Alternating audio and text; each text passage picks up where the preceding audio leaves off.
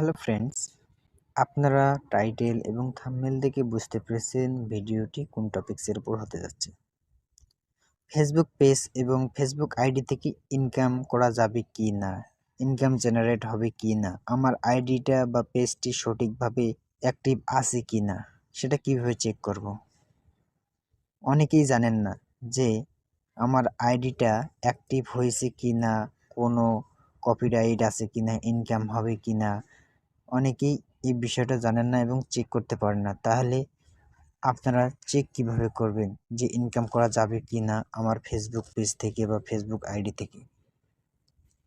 তাহলে কিভাবে চেক করবেন শুরু করা যাক।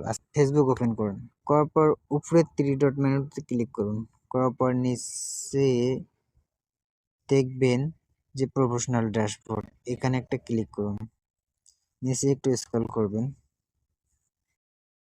করার পর নিচে দেখবেন প্রোফাইল হলে প্রোফাইল রিকমেন্ডেশন।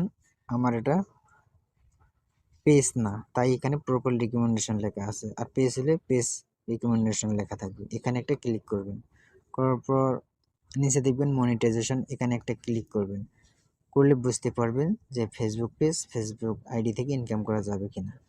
আমার এটা থেকে ইনকাম করা যাবে, এই কারণে এখানে লেখা আছে your profile is active and earning, মানে আমার এই প্রোফাইল থেকে ইনকাম আমি জেনারেট করতে পারবো, ইনকাম করতে পারবো। ভিডিওটি ভালো হলে লাইক কমেন্ট শেয়ার করুন বেশি বেশি করে। ধন্যবাদ সবাই।